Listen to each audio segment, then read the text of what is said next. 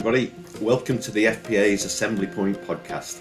I'm Chris Miles, newly appointed Commercial Director at the FPA and current Chair of the Association of Specialist Fire Protection, ASFP.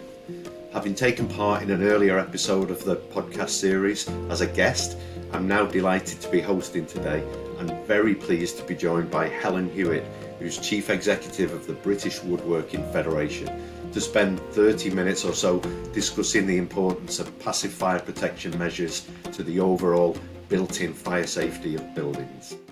Hello, Helen. Hello, thank you for inviting me, Chris. Very welcome. Great to have you with us. So let's kick off then. Much of the focus in providing fire protection within buildings is taken by active measures such as detection and suppression systems. These are both widely used, although some would say not widely enough, but they play an important role in the early warning and reduction of fire events. As a way of introducing your views on today's topic, why when we have such effective systems, do we still need the protection offered by passive fire protection?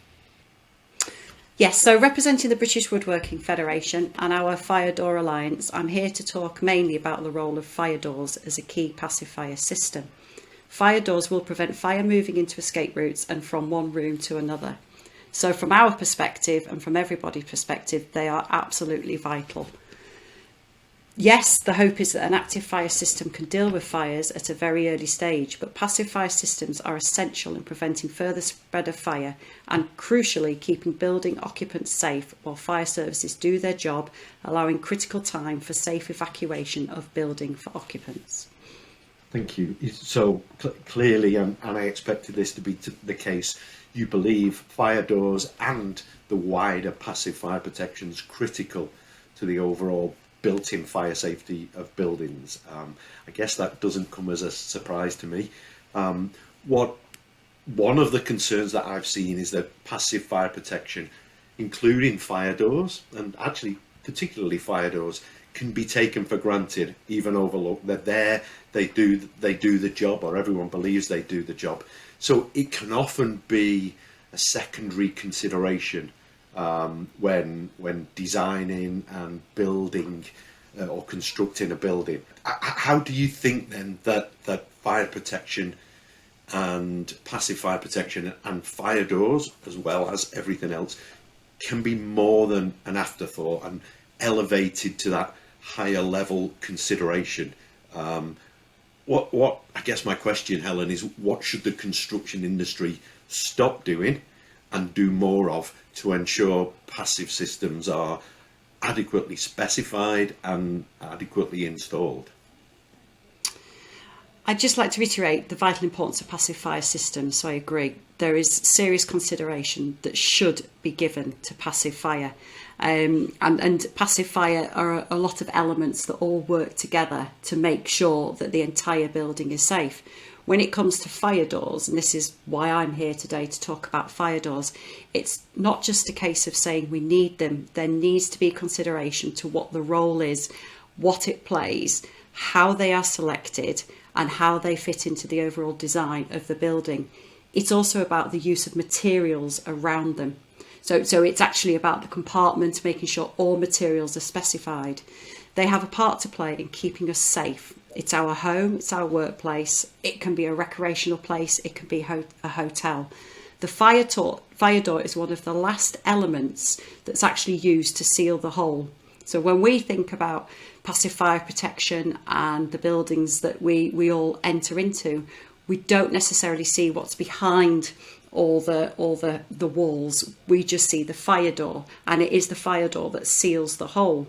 So from our perspective, when we look at where that moves forward, we want to introduce and make sure third-party certification is also involved, and people who are involved in the building design stage know and understand the importance that fire doors, third-party certification has when looking at passive fire systems. Yeah, okay, thank you. We'll come on to the certification of it. I guess my previous question was more about was do you believe that what's happening now for passive fire protection and fire doors is being specified and installed correctly? Does the construction industry understand its importance? Does it need to do anything differently, or do more of something that it's already doing well? I know from the experience of the British Woodworking Federation that there is further work required for education. So it's education of the specifiers, the end users, the individuals involved with building, putting the buildings up. We all have a part to play. British Woodworking Federation, along with other stakeholders, sit on a number of working groups that have been born from the inquiry into the sad Grenfell disaster. And from that education, competence, what defines competence, and the types of products that go into the buildings is actually all playing a critical part. So we all have a part to play in this, and the industry itself still needs to continue to work together to make sure that it's not just looking at certain individual products, that is a collective on how to put a building together to make sure we're all kept safe. Is it then accurate to say that that lack of understanding around passive fire protection, but from your perspective, fire doors, in keeping building occupants safe, is it fair to say that there's only three things that matter: education, education, and education? And if so, what do we need to do to get that rolled out? Are there things in play already that we can do? We can piggyback off. There's a couple of things there, Chris. Fire safety, as we know, has been treated with greater urgency. That we're all aware of that, and we're all absolutely wedded to that mandate and moving forward. And the BWF is very much championing this and has done for many years. There is a lack of understanding over the role of fire doors alone, not just the full passive fire protection. And that is what we've been trying to focus on. There is inspections is included in this. We know that there's higher failure rates of fire doors. When we have done our research, we know lack of understanding of third-party certification, and we're going to explore that later in your questions. What is third-party certification? How does that relate back to the products that we procure and install into the buildings?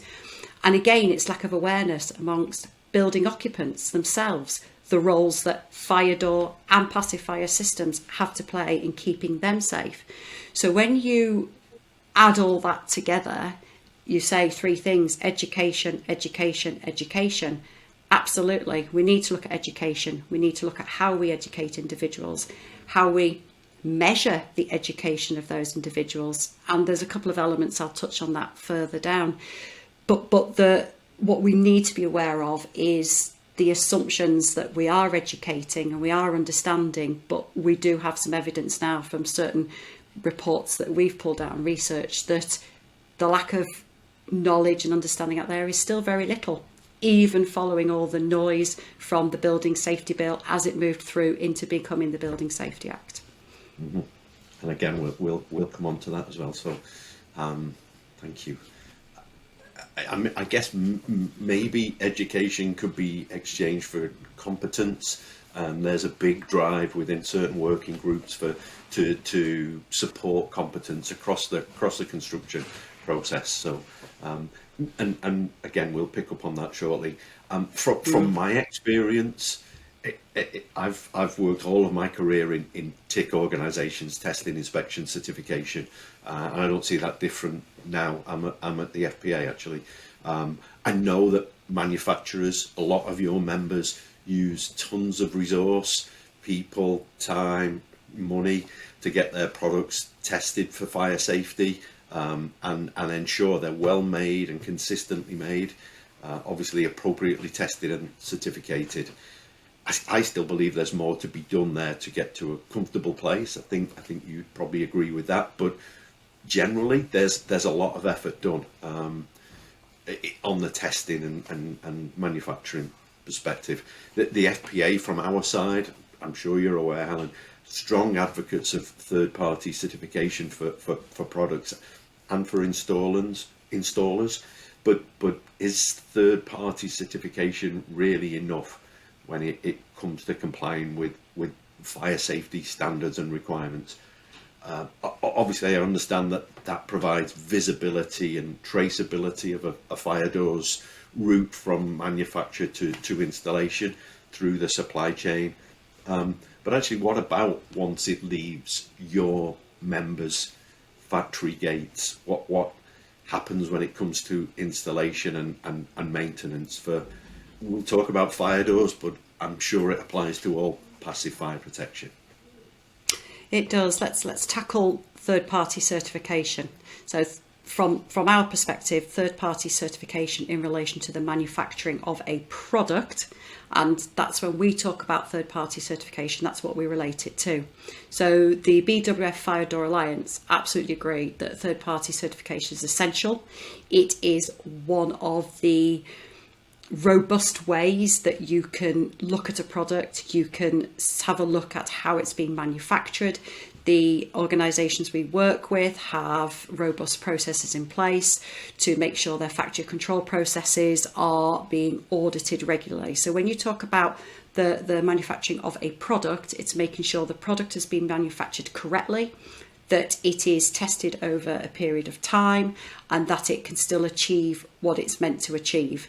And when our members were under investigation through the Grenfell investigation in 2018, the fire doors that went through the testing from MHCLG, at the time as it was known, actually reached 100% compliance with the testing. So that was a positive. When you talk about installation and maintenance, you're talking about individuals. So you've got individuals going onto site, you've got an individual going in to install, maintain and inspect. So let's not forget there's three core elements here.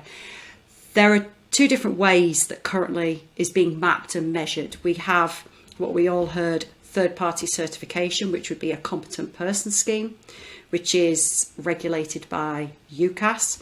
And then you have also the process of individuals being qualified. So we talk about the word competence, and you almost have different levels. Competence for a third-party scheme, or competence to someone having a regulated qualification. And that mapping needs to be looked at correctly, which we know it's been done, but actually each has a place. So Helen Hewitt could be an installer of a product, but I could be signed off by someone through a third-party competent person scheme to say, I have the competence, however, do I have a qualification? Does that qualification cover the correct principles of installing a fire door or another passive fire protection system?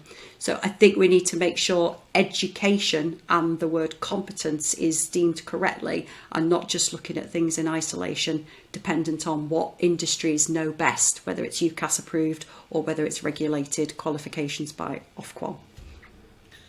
And have the BWF and other associations been involved in that process? And are we far enough down the line to say we're getting somewhere? Yes, the BWF has, and other organisations. I'm here today representing, obviously, the British Woodworking Federation. Working Group 2 is tasked to look at the skills and competence, and I always like to use the word skills, not just word competence, for installation. So it's anyone who's involved with installing a product within the construction arena. So there's a variety of lots of different products on that list, of which fire doors is one of them. And yes, that work is going on. There's a number of pilot schemes now, of which passive fire is named as one of the pilot schemes, and that work now is starting to move forward with relevant stakeholders, and that will look at education as well as competent person schemes. Okay, that sounds very positive. It's interesting you mentioned skills, because my understanding of I'm no expert by any means in this area, but my understanding of competence is skills, knowledge, experience, behaviour. I hate to use the acronym SKEB, but that's the way it's used, right, to evaluate proper competence, skills, knowledge. Yes, there are lots of different terminologies about competence out there, but when you're absolutely right, you need to make sure that someone's been trained So first of all, they've been trained. B, that they have a qualification or they have recognition for what they've been trained on, and to ensure that that training has been assured, has been assessed by also someone who's competent in their field to be able to do that. Then to make sure that they are potentially part of a institution or another organisation that looks at the skills of an individual, that they've got experience and knowledge in that industry. They are regularly carrying out CPD, continuous professional development, because we know that if someone does get trained in something and they haven't used that knowledge they've gained over a period of time, actually that becomes rusty. So regular continuous professional development is really important. So all of these elements all bolted together like a little jigsaw can make a full package. Too many times, I'm afraid, we're seeing the word competence bandied about from someone who has maybe attended an e-learning training course and all of a sudden they're competent to do something. There's a big risk to this industry, and we all need to have our place in making sure that that isn't something that becomes the norm. It actually should become very much not the norm. I know I've touched on something which is close to your heart and which you very passionate about it. Yes, working in. So yeah, yeah, good to get your passion out there, Helen. That's great. So we're making progress. It's been 5 years since Grenfell, which is a previous podcast highlighted, and it's I guess many people frustrated at the progress we have made, but we're getting there, I think is what you're saying. So to kind of go on to the next step then, and trying to evaluate what role legislation has to play when it comes to maintaining the standards for fire safety that get for products that get installed in buildings. Do you believe we're heading in the right direction with the Building Safety Act and the Fire Safety Act? I do believe we're heading in the right direction. My lord, it would be dreadful if we were doing a U-turn, wouldn't it, after all the time a lot of organisations have invested in this. Legislation is vitally important, and we do hope that new laws over fire and building safety will improve standards across the board. That said, we recently carried out some research as a trade association to ask about the attitudes and the important role that third-party certification might have, how it's driving behaviours of all the individuals and companies who are involved within the construction sector, and how they adopt these new practices and how their attitudes are going to be. And even still, after everything that's going on with improving building safety, we found that 80% of end users, so the clients, don't actually insist on making sure that doors are still manufactured in the correct way, have had the correct processes checked. So third-party certification is not a terminology that's naturally rolling off their tongues yet, and it's not bedded into their procurement processes. 80% is a ridiculous high stat, considering everything that's been going on since 2017-18. So from our perspective, there is still education. Legislation should be driving it, and absolutely must be driving it, and we encourage that it will. However, we know from our research that at least half of respondents said they might ask for more traceability products and might ask to see more information. So we've just got a bit of a lag, and I think there is a lot of work to be done on that, and that's from raw data that we released 2 months ago. So perhaps the Building Safety Act then will by placing greater focus on safety and by being enforced by the building safety regulator a bit more, it will elevate that awareness and that education needed. I absolutely sincerely hope so. We do have a concern over specific understanding of the new laws, Chris. We actually asked a specific question in relating to this, and 30% of those responsible for fire door safety said they don't actually understand their responsibilities under the Building Safety Act. That's high, considering the amount of It's not noise, because I don't like to use noise because that's a negative atmosphere, a negative word. But it's out there. It's a conversation we're all having. Yet in the research, 30% still don't understand their responsibilities. It does cause concern. And there will be penalties for those that fail to meet the requirements. I don't know how quickly those penalties will come about and how strongly they'll be. For those that need the information, for those that will be using, in your case, the fire doors and maintaining them, how do we ensure that the critical level of information gets down to those, given that 30% or so don't know what they don't know? How do we pass that down for the fire door components or the fire door sets, or to make them aware on how they should be installed and maintained, and I guess contributing to Dame Judith Hackett's golden thread post Grenfell? There is absolutely a role for fire safety industry and organisations like ourselves. We're here today talking for us to continue to work together, for the collaboration to exist. We all have our stronger voices. We all have our areas that we work not harder in, but we seem to have more of a reputation for. Bolt all those together and continue with the collaboration. There is absolutely a role for us all to play. When it comes to, like you say, how do we communicate?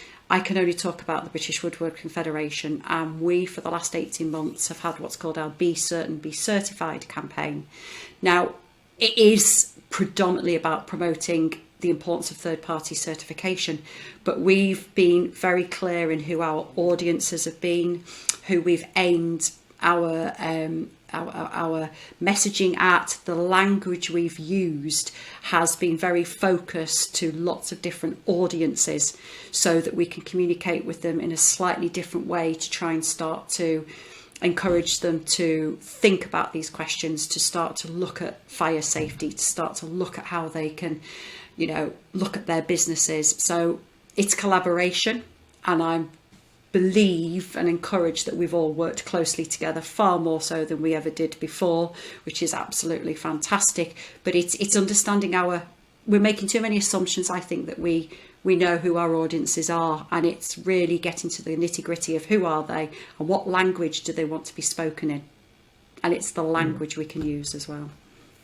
Yeah, and that education mantra, if I can call it that, kind of has to be tailored to the different levels, doesn't it? It's one message to a manufacturer, your members. It's another message to an installer. It's a completely different message then to the end user and somebody that's looking after the building or living in the building as a resident. Yes, I mean, for example, we're seeing stricter inspection and maintenance regimes.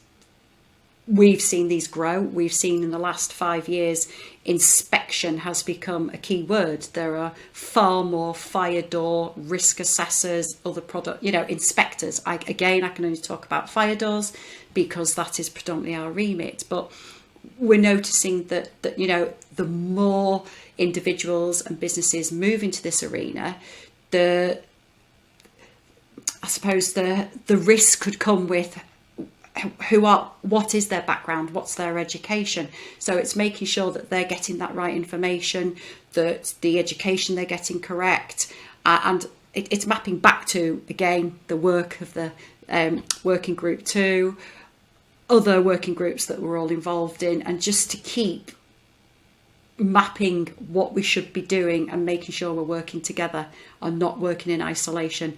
We could end up going down different paths if we're working in isolation.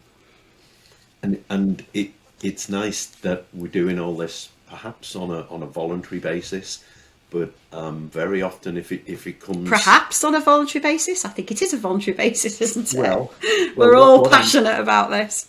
Yeah, what I'm getting at though is once we've done what we're doing, and there's plenty going on as you say, then it needs perhaps regulation behind it to drive those safety standards. But will that be, in your view, is that enough to do what we need to do? to avoid any other disasters like we've had in the past? Regulation is the way to go forward, because organisations know that if they're not going to meet a regulated requirement and potential there's legal proceedings, then, you know, that is the driver, isn't it? Our drivers should be about the safety of individuals. It should be about keeping us all safe. Everybody has the right to go to work, to live in their home, to stay in a hotel, to do something socially, to feel safe in their environment. So we all have a part to play in making sure we're all kept safe, every single one of us. But we also have a trust in the products that go into buildings, the products that we're all driving around in or we all use on a daily basis. So we all have a very, very small part to play to make sure the products that are used are manufactured in the correct way and that they're installed in the correct way, and we're all safe. Legislation is our platform to ensure that people are held responsible if they're not manufactured in the right way, or if not installed or built in the right way. We've got to have that legislation correct so that we all know what rules we should be following. Yeah, I would agree. Fascinating. Helen, it's always a pleasure spending time in your company and talking with you. I think next time we're together, the coffee's on you. I think that's where we're at. Is it now? Before we wrap up, any other kind of burning issues that you feel you'd like to get across? Personally, from a Helen Hewitt perspective, but also the mandate of the BWF is, I truly believe, education. I think competence is a buzzword that gets bandied about too frequently, and there are ways of demonstrating competence correctly, and I think we need to think the competence linked to an individual is really important. If an individual can do a job correctly and can be measured on that, then that individual can take what they've learnt and continue working through. So we all just need to make sure we don't use competence as a bandied about. And I think we're all starting to see lots of training organisations and things going on in our sector that we all actually would rather see stamped out. But if there's a need and people can see that potentially other people are going to be able to make money from it, we've got to make sure we're monitoring it, and we all have a part to play in making sure it's quality and above board. Your passion comes out as ever. Thank you, Helen, and actually that leads into my very nicely into my final point.